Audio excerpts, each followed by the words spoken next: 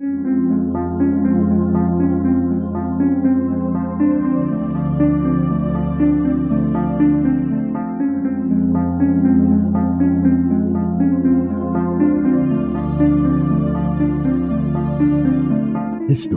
tells the story of the world and of our lives. Sometimes that history goes bump in the night.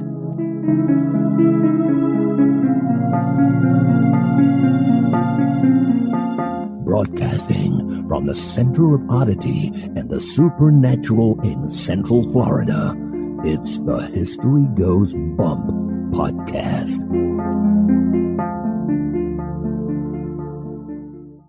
Hello, you spooktacular people. Welcome to this 471st episode of the History Goes Bump podcast, Ghost Tours for the Theater of the Mind. I'm your host, Diane. And this is Kelly. Kelly, on this episode, we're doing a topic that we actually did a bonus cast years ago on, but I wanted to bring it out into the main feed because it's such an interesting and compelling story. We're going to be talking about Flight 401. This was an Eastern Airlines flight that went down right near us here in the Everglades in Florida. And the haunting that is connected to this is so compelling that the airline industry was discussing this openly out in the public, which is something you wouldn't think would be going on, especially this happened back in the 70s.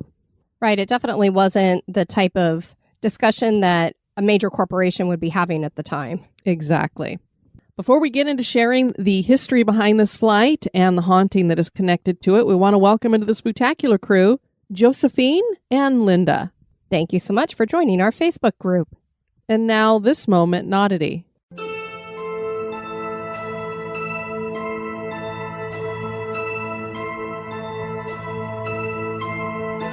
Some of us may be fearful of frogs. I, for one, have always loved them and have spent a good portion of time outdoors in search of them.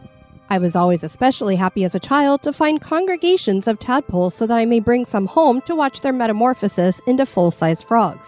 Finding frogs in nature, however, can sometimes prove to be challenging. To this day, my favorite species of frog that I've witnessed in nature has to be the glass frog. These can be especially difficult to see due to their transparent nature. These fantastic fragile frogs tend to sleep attached to leaves. With their eyes closed, they're quite imperceptible, as they camouflage so incredibly well. What is so unique about these translucent amphibians is their body's ability to control their red blood cells. While they are sleeping, their blood is sent into their liver, swelling it to twice the size. This renders their bodies virtually invisible, keeping them safe when sleeping. Many creatures have unusual adaptations to ensure their survival, but being able to control the flow of blood certainly is odd.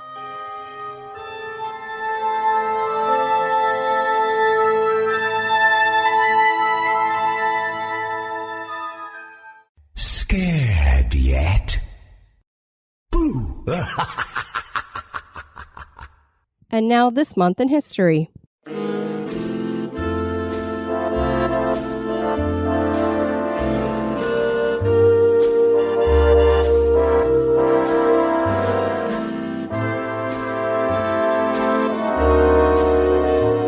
In the month of January, on the 15th in 2009, Captain Chelsea Burnett Sullenberger III safely lands a commercial airliner on New York City's Hudson River.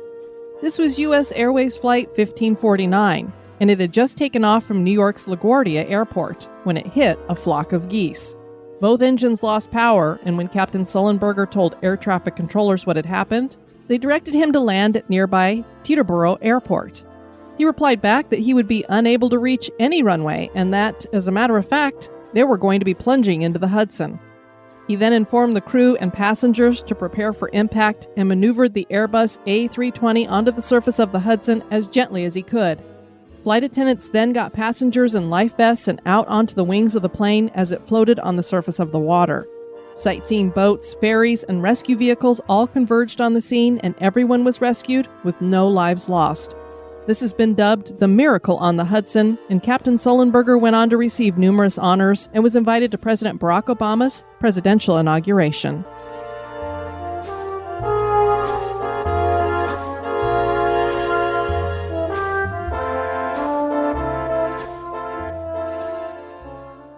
In December of 1972, the second deadliest single plane crash at the time occurred in Florida. Eastern Airlines Flight 401 had taken off from New York and was heading to Miami. The crew became distracted as the plane neared Miami and the flight went down in the Everglades. Miraculously, not everyone on board was killed. The plane was not a total loss, and pieces of it were salvaged and used on other planes. And that is when the legend of Flight 401 began. It seems that a spirit attached itself to those pieces, and people started reporting unexplained phenomenon.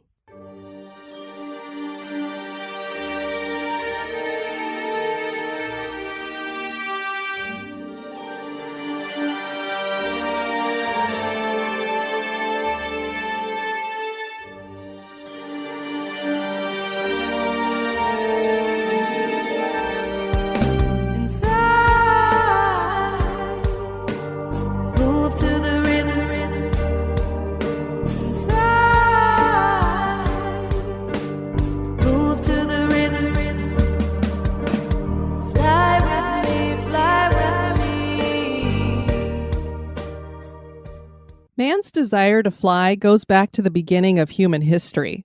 One of the earlier myths that reveals this desire is the Greek tale recorded by Roman poet Ovid in his work Metamorphoses, about Daedalus and Icarus. Daedalus was an inventor, and he believed that he could make wings just like those of birds. He used feathers and wax to create the wings. This was not only just to fulfill a desire to fly, but he and his son Icarus were being held captive by King Minos in Crete. The wings would bring escape. So father and son strapped on those wings, but before leaving the ground, Daedalus warned his son that if he got too close to the sun, the wax on the feathers would melt. The men were successful in becoming airborne, but Icarus didn't listen to his father, and he flew too close to the sun, and his wings fell apart, and he fell to his death. This myth reminds us that any of us can fall from the sky, and sometimes planes do crash to the ground. Leonardo da Vinci was making designs of flying apparatuses in 1485, and one of these inventive drawings inspired the helicopter. The hot air balloon was created and gave humans the first taste of sustained presence in the sky. That first balloon was created in 1783 by Joseph and Jacques Montgolfier, and after a test with animals, they started sending men up. A man named George Cayley designed a glider in 1799, and he spent 50 years making improvements to various gliders. German engineer Otto Lilienthal furthered the testing with gliders, conducting 2,500 of his own flights before he died on the final one. In 1891, Samuel P. Langley added a steam-powered engine to a glider. He was awarded $50,000 to build a bigger model called the Aerodrome, but it proved too heavy to fly. The first successful airplane was invented by Orville and Wilbur Wright. They made their first sustained power flight on December 17, 1903, near Kitty Hawk, North Carolina. It took the brothers 4 years to reach this breakthrough. The brothers continued to work on flying machines and founded their Wright Company in 1909. French engineering pioneers started developing stick and rudder cockpit control systems, and one of them, Louis Blériot, flew a monoplane across the English Channel. This began a period of incredible innovation with a lot of focus on military aviation up until World War I. After the war, European entrepreneurs started looking at turning flying towards passenger travel. Charles Lindbergh made his historic nonstop solo flight from New York to Paris in 1927, proving that transatlantic flight was possible. Each accomplishment in aeronautics brought better engine design. The first passenger airline service took off in 1914. And as they say, the rest is history, with airline travel now being just a regular routine. Many airlines have come and gone through the years. One of those airlines was Eastern Airlines. Eastern Airlines was one of the big four domestic airlines that was created in 1930 and ran under Eddie Rickenbacker, who had been a World War I flying ace. It specialized in flight from Florida to New York from the 1930s through the 1950s. Eastern was headquartered at Miami International Airport and ran operations until 1991. So a lot of our younger listeners have probably never heard of Eastern Airlines. Probably not. It hasn't even been around in their lifetimes. Most people have probably heard of Lockheed. They were known, especially back in the 70s and before that, for their innovations when it came to military aircraft. But they decided to stick their toes into passenger aircraft, and they would develop one passenger airliner. And this was the L-1011. This was a plane that was ahead of its time. It was sleek and spacious on the inside, so people loved riding inside of it, and pilots loved flying it because it had a highly advanced autopilot system. Back in the day, if it was really foggy, Kelly, they couldn't land a plane at an airport. They'd have to divert somewhere else. Whereas today now, we're all used to, it doesn't matter what the weather's like, they can get that plane in anywhere. But at the time, having this ability back in the 70s was amazing. This plane, the L-1011, was considered an engineering triumph, but it was a commercial failure because they had so many lawsuits and all this other stuff that came up against it, and it was so expensive to make it. It didn't work. Eastern Airlines really liked this model, and a Lockheed L-1011 TriStar had been delivered to them in August of 1972. Eastern called their fleet of L-1011s Whisperliners, and they were top-of-the-line aircrafts. They were huge. They were able to hold 400 passengers if configured for maximum occupancy. The planes measured longer than the entire length of the Wright brothers' first flight.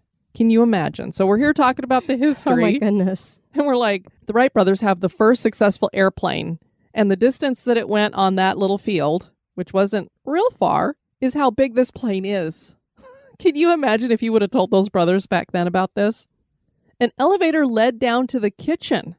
So imagine that. You have an elevator on this plane. Wow. And it goes down to the kitchen. There was a padded bar that was at the back of the plane, too. Now, I do remember back in the day when I was a kid, United had these pubs, and you would go upstairs to a pub that was up on the top of the plane. So it was like right above the cockpit. You could see there was like this bump on the plane, and the pub was up there. And I remember going up there and getting a Coke and having some peanuts. Goodness. That's why I think nowadays, not only is it just a pain in the butt when you're going through the airport and you got to practically undress yourself, but it's just not fun to fly anymore. It used to be fun when I was a kid. So this plane is what I would have called fun. The truth about these L-1011s is that they were plagued with issues, and many of them were constantly being moved out of service for maintenance. It's the same way with all tech out there, Kelly. I mean, the more technology we get, the harder it is to fix things, the more it needs to be fixed. I think everybody can attest to the fact that refrigerators used to last forever years ago. And now you're lucky if you can go 3 years before you got to call an engineer to come out and they still can't fix the darn thing, and you usually have to buy a new one. Very true. Or high-tech washing machines, dryers, ovens, everything that has all these digital controls that make it quote-unquote luxurious tend to screw things up too. Exactly. This particular aircraft that we're going to be talking about here, which becomes Flight 401, had been in use for 4 months without many problems when it was scheduled to travel from John F. Kennedy Airport in Queens, New York to Miami International Airport in Miami, Florida, and it would be doing that as Flight 401. The flight left New York at 9:20 p.m. with 163 passengers and 13 crew members. The crew included 10 female flight attendants, Captain Robert Alban Loft, First Officer Albert John Stockstill, and Flight Engineer Donald Lewis Repo. The cockpit crew was very experienced, and the captain had logged 29,700 flights, 280 of them in the L-1011. The first officer had even more flight time in the aircraft. The winter night was chilly but clear. Engineer Repo had done a pre-flight check, and everything seemed to be working properly. The flight would be uneventful, and things were still going smoothly as the flight began its descent into Miami. Captain Loft came over the intercom to welcome everyone to Miami and let them know the temperatures were in the 70s, even though it was the middle of the night. And that's why we love Florida. Precisely. Now, I want to wind back just a little bit. Before this flight takes off from New York with this crew, they had to come in from somewhere else. You know, Kelly, when we're waiting for a flight and you get delayed, it's usually because the flight that was supposed to be coming in to go somewhere else is delayed. So planes are always coming and going from somewhere. This plane had actually arrived from Tampa, and Captain Loft was the one who'd been flying it. And I want to share this passage from The Ghost of Flight 401, which was written by John G. Fuller back in 1976. The cockpit crew would arrive at JFK from Tampa at shortly after 7:30 p.m., a comfortable enough time to prepare for taking Flight 401 back to Miami at 9 with its holiday passengers. A new crew of 10 stewardesses would meet them at Kennedy to handle the cabins, replacing the cabin crew that accompanied Captain Loft on the flight from Tampa. One of the stewardesses on Loft's flight from Tampa was named Doris Elliott, and that's not really her real name. She was a slim, attractive brunette, high-spirited and sensitive. And when we say sensitive, I think we're talking sensitive to spiritual stuff. Some 2 weeks earlier, she'd been working on a flight from JFK to Orlando when she was hit with what she described as a weird, sick feeling. It was overpowering. In her mind's eye, she saw clearly an L-1011 over the Everglades coming in on flight approach to Miami International. It was dark, late at night. She saw the left wing crumble and the fuselage smash into the ground. She heard the cries of the injured. She had to stop work in the cabin and sit down. 2 of her friends, flight attendants, immediately came to her side. They asked Doris what was wrong. She told them. She'd had experiences like this before, and they had turned out to be almost totally accurate. 4 of her former classmates had been killed at a railroad crossing after she'd foreseen the accident. They asked Doris when this new accident was going to happen. Around the holidays, she told them, closer to New Year's. Is it going to be us? No, Doris said, but it's going to be real close. I think what she was feeling, Kelly, is it's going to be this plane that I'm actually on right now. Right. She regained her composure and was finally able to put it out of her mind. And she completely forgot about it all the way up until December 29th in 1972. What had happened is when this plane came in from Tampa, the crew that was supposed to be waiting there for them was running late. I think they were on a delayed flight or something. So they were going to just go ahead and keep this crew on and have them as standby. So they were all on the plane ready to go when the other stewardesses showed up and said, no, we're here, we're fine. And I guess I should say flight attendants is what they call them now. And we're ready to go. So then they get off the plane. So Doris had actually been on this flight that's going to go down and then got off the plane. So I just wanted to share that just to kind of set this up. We've already had something unexplained and spiritual happen in connection to Flight 401. We've had a premonition. And now a little break for a word about one of our sponsors.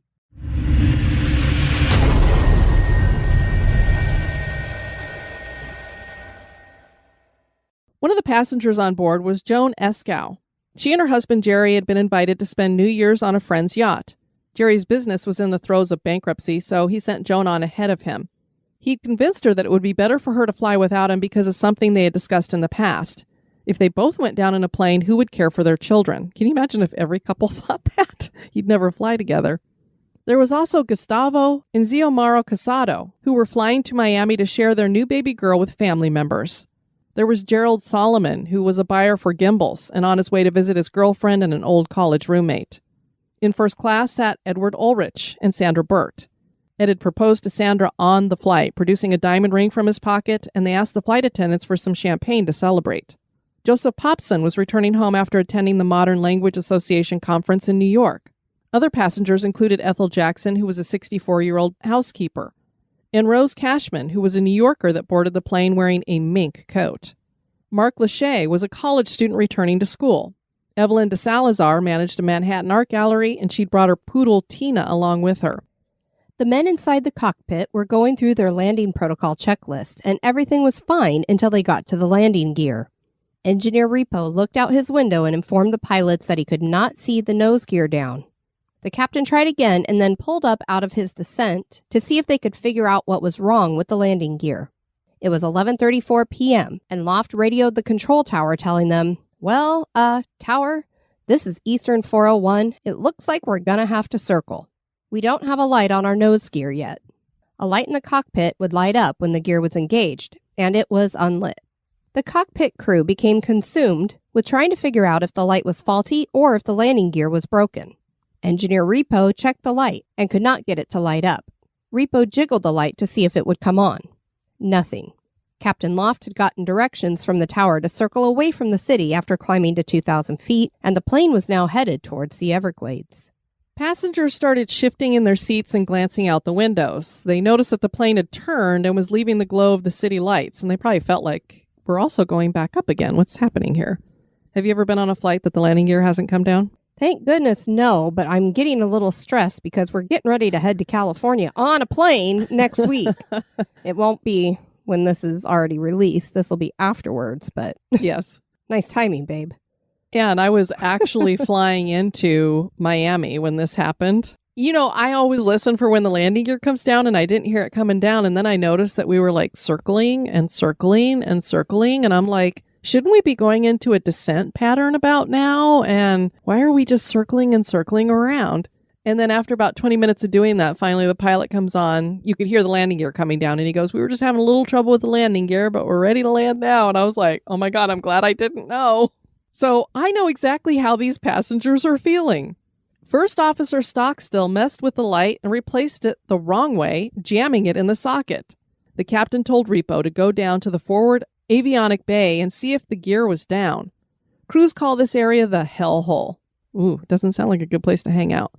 Repo opened the small trap door in the cockpit and climbed down. Meanwhile, Stockstill continued to mess with the jammed light. He'd engaged the autopilot while he did this.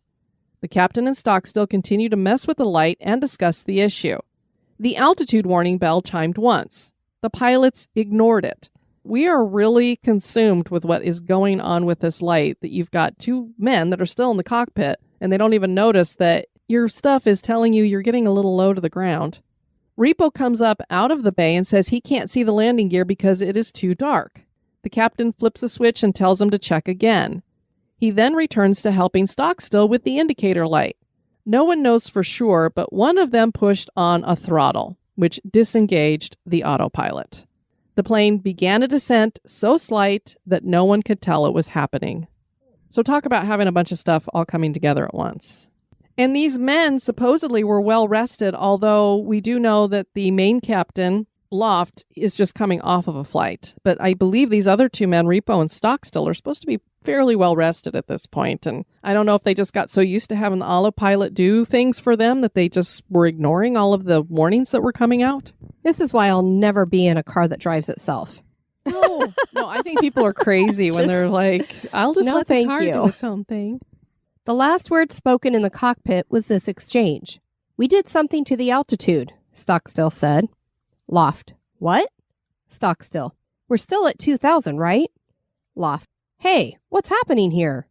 The tower tried to radio the plane with no success. A few moments later, another plane informed the tower that they had witnessed an explosion near the ground. The plane initially slid across the sawgrass of the marsh of the Everglades for over a third of a mile. It broke up as it went sliding, ending up in 5 large parts and lots of pieces.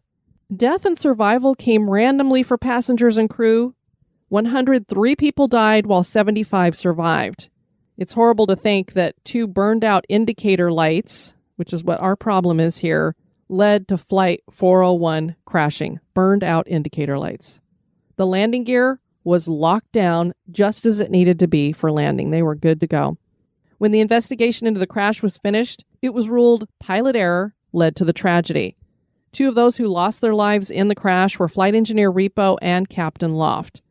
And as I was reading the book, The Ghost of Flight 401, one other person other than these other airlines that are calling out that they saw an explosion close to the ground, there's a guy who's down in the Everglades who's frogging, and he's got 30 pounds of frogs in his boat. He's getting ready to head on home, and he sees this flash of light above him. And then he sees the explosion and he's like, oh my God, what was that? And he was like, I think it was a plane crashing. So he just puts his boat into high gear to get over there. And as he's getting closer and closer, he can hear the screams and the cries of everybody in the dark. All he has is this little, when these frog hunters go out with their little flashlights, they're not real big things. And back in the 70s, you didn't really have big things anyway. Right. Yeah. It's a small boat. It's all he's got. And he is literally the only person there to start helping people. And the problem that you run into is when you're down here in the Everglades, there's some water, mud, and then regular ground. And a lot of this is in water. And people are still strapped into their seats. So they're drowning because they can't get out of their seats. And they're like head down in the water. There's people who have broken bones, so they can't hold themselves above the water. So he's trying to save people as much as he can. And to me, it's just amazing that any of these people lived. Plus, Kelly, when we were talking about this, you mentioned something that a lot of people don't have to worry about if they crash in other places. What is there a lot of in the Everglades? Gators. Yeah. So I know every time I've been to the Everglades, I've seen a lot of alligators. So you've also got them hanging around. Although I would imagine, because they do get fearful of things, with this type of impact, they probably tried to head the other direction. Yes. The thing with this, too, is when the plane was breaking up, jet fuel went everywhere. So everybody is covered in jet fuel. And one of the passengers was like really worried. He goes, if anybody lights a match or anything near here, we're all going up. On top of that, I did not know this, but I guess if you crash in a forceful enough way, there is such a blast that goes through, it takes your clothes off. So a lot of these people are like naked and only half dressed because their clothing has just been ripped right off their bodies. There was one guy, all he had was the elastic from his socks still around his ankles. I'd never heard of anything like that. So, of course, you've got this heroic undertaking to try to save all of these people, and a miracle that 75 of them did survive. I would imagine that the guy that was out frogging with his little skiff, probably as he's saving people, is wondering why all these people were flying naked, because it wouldn't be something that you would commonly expect to happen in an impact like this. No, I would have been the same way, because when I had read that, I'm like, what? I didn't even know that that was such a thing that could happen to you. You would think if you had a powerful enough crash that would take people's clothes right off, that it would just kill everybody. True. Non-structural parts of Flight 401 were still usable, and Eastern Airlines made the decision to salvage the parts and use them on other L-1011s. The galley ovens were a couple of those items. And that is when the stories began that perhaps the spirits of the engineer and the captain had not moved on into the afterlife. One of the first tales came from an Eastern Airlines vice president who was taking a flight in 1973 to Miami. This is an Eastern Airlines vice president, and we're going to get a ghost story. And that's what I love about this, is that the guy who wrote this book, John G. Fuller, he didn't believe in ghosts. And the whole reason he even started looking into this is because he was hearing this story that was going around among all the different airlines. Everybody knew this story. And Kelly, we know when it comes to urban legends and such, it's like playing that game Telephone, and the story changes by the time you get to the end of the circle. You know, one person starts the story and it changes a little as it goes. He was like, this story does not change. People are all having the same experiences. They don't change the airline. It's not like, well, now that's a United airline or an American airline. It was always Eastern. It was always Flight 401. And he's like, this story is sticking to the facts. There must be some truth to it. And then when he started asking around, there were a ton of stories people were telling him, but they didn't want their names to be attached to it, which is always a good indicator that you're getting a real thing, because they don't want people to think they're crazy. Exactly. Because the stories we're going to share sound crazy. As a VIP, he was allowed to board the plane early, and he did so alone. He noticed a man in full captain dress was seated in the plane, so he walked over to him for a visit. As the two men talked, the executive realized he was talking to Captain Loft. At that moment, the captain disappeared. The executive ran off of the plane in terror and insisted that the plane be checked for any issues, as he thought the ghost represented a bad omen. I would think the same thing, and this is just incredible to me. It's not like he just looks up and glances and sees a pilot sitting in the cockpit or at the back of the plane. He actually talked to him and then is like, wait a minute, I know this guy. On another flight, a crew boarded the plane before the passengers and were surprised to see another captain on the plane. They chatted with him for a minute, and then he disappeared before their very eyes. The flight was immediately canceled as the crew was stricken with terror. A flight engineer boarded an L-1011 to do his pre-flight check and found Engineer Repo sitting in his seat. The apparition informed him that he had already done the pre-flight check before disappearing. Repo was seen again by a captain as he was checking his flight instrument panel. The outline of Repo's face appeared before him, and he heard a voice tell him that they would never let anything happen to another L-1011 again, specifically using the pronoun we, meaning that Repo and Loft must be in contact with each other in the afterlife. I mean, that's what I would assume. One flight attendant recounts her experience with one of the dead crew of Flight 401. It was in late February 1973, about 2 months after the crash.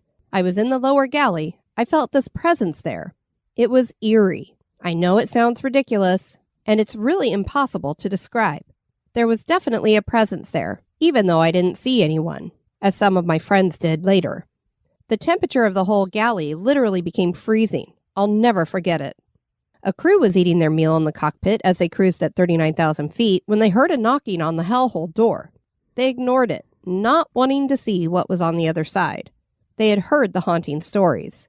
They finally gave in as the knocking became incessant. Sure enough, the ghost of Repo was on the other side. Another story talks about a flight attendant who was in the lower galley of the Trijet. She was working down there doing her duties, and she happened to glance into the glass window of one of the ovens or meal heating units. There, looking out at her, or maybe it was a reflection, was the face of the flight engineer that had lost his life, Repo.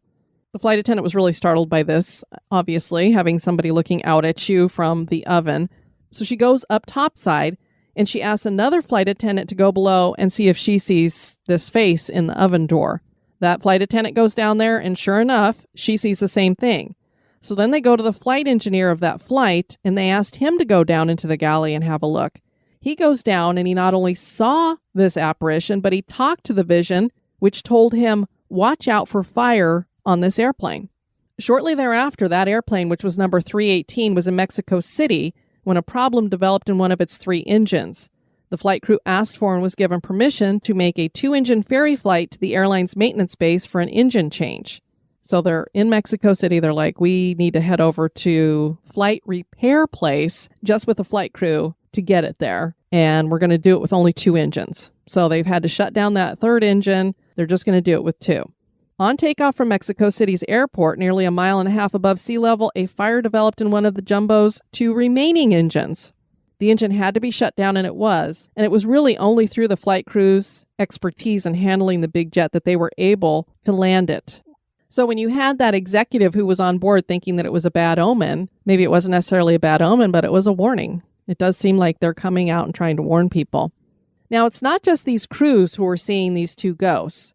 Catering company employees and passengers have also had scary interactions.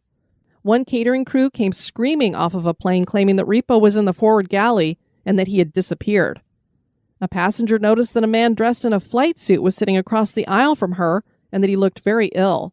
She called a flight attendant over, and just as the attendant was about to ask him if he was okay, he disappeared. The women identified the man as Engineer Repo. There were these 2 planes that were sitting next to each other in Phoenix, Arizona. And there was a captain who was in a Boeing 727 named Captain Morgan. And he looks over, and next to him he has an L-1011. And he notices that there's a lot of police cars that have now surrounded the airplane. And he's wondering what's going on. They had a 45-minute wait before their flight was going to continue, so their crew deplaned. And he went over to the scene to find out what was going on. There he discovered that the L-1011 was on a continuing through flight with several stops en route, and a woman in the coach section who had been perfectly quiet and undisturbed through the flight up until the time the plane approached Phoenix, suddenly had begun screaming, and she said that a man had suddenly appeared in a seat near her. She had been looking directly at the seat. The man had not walked up to it, she claimed. He just suddenly came into being right next to her. Then he had disappeared the minute she started screaming. The cabin crew could not quiet her down and finally had to call the police. She became so hysterical that they had to take her off in a straitjacket. Oh, my word. Obviously, some of these experiences are really terrifying people. No kidding. The reports by so many trustworthy people caused the Flight Safety Foundation to issue the following statement. This is the Flight Safety Foundation. The reports were given by experienced and trustworthy pilots and crew. We consider them significant. So this is going out in their booklets. That's just amazing to me. It's pretty incredible. That's how you know that there is truth to all of this. Eastern Airlines tried to stifle the stories and called them rumors. They told employees to stop talking about sightings, but it would seem that the executives were true believers because they eventually ordered that any parts from Flight 401 be removed from any planes in which they were installed. The sightings of the captain and engineer stopped after that. Despite that, no other crash ever occurred with an Eastern Airlines L-1011. So was it Captain Loft and Engineer Repo keeping the plane safe? Was this their penance for their actions causing the crash of Flight 401? Did these ghosts have an attachment to Flight 401 parts? Did the ghosts of these 2 men haunt aircrafts in the 1970s? That is for you to decide. Even though it was kind of scary for some of these people, it seems like they were actually just trying to be helpful. I absolutely think so. It was almost like they were having to pay some kind of penance for perhaps their mistake and not paying attention to what was going on around them. Right, or they just felt that duty to do so. Exactly. And it also teaches us maybe don't rely so much on autopilot. Remember that you still have to do things mechanically, physically yourself. I want to encourage you guys to check out our website at historygoesbump.com. And if you have any feedback you'd like to send us, you can do that at historygoesbump@gmail.com. We want to thank you guys for tuning in to this episode. I've been your host, Diane. And this has been Kelly. You take care now. Bye-bye. This episode isn't brought to you by our executive producers. Dispatches from the Grave Digger. We want to thank Colleen Golden for your one-time donation. Thank you so much for supporting History Goes Bump. Fan of the show? Subscribe to the show on iTunes, Stitcher, or your favorite podcast catcher.